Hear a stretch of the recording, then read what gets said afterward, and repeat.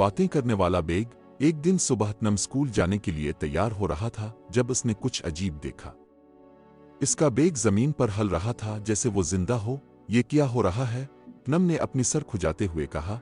अचानक बेग का जिपर खिल गया और एक आवाज आई, हेलो नम, क्या तुम एडवेंचर के लिए तैयार हो? नम हड़बड़ा कर पीछे हिट गया और उसकी आंखें खिल गईं। क्या मेरे बेग ने बात की? हाँ, मैं तुम्हारा बातें करने वाला बेग हूं, बेग ने जवाब दिया। और मैं तुम्हारा स्कूल का दिन जबरदस्त बनाने आया हूं। नम अभी भी थोड़ा हैरान था। इसने आहिस्ता आहिस्ता बेग खोला।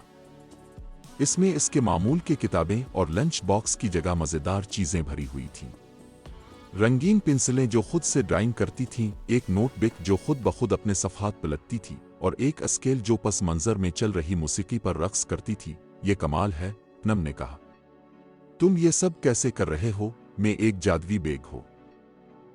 अब चलो स्कूल चली और मजीद मजा करते हैं। जब वो स्कूल की तरफ चल पड़े, बेग ने मजीद दिलचस्प आवाजें निकालनी शुरू कर दी और नम को मजीद खुशगवार चीजें पेश कीं, जैसे एक गाती हुई पेंसिल और एक कागज का जहाज जो खुद ब खुद अल्फाड़ रहा था। नम हंसी से ना रुक सका। दिन के आखिर तक नम इतना खुश था कि वो स्कूल छोड़ना नहीं चाहता था।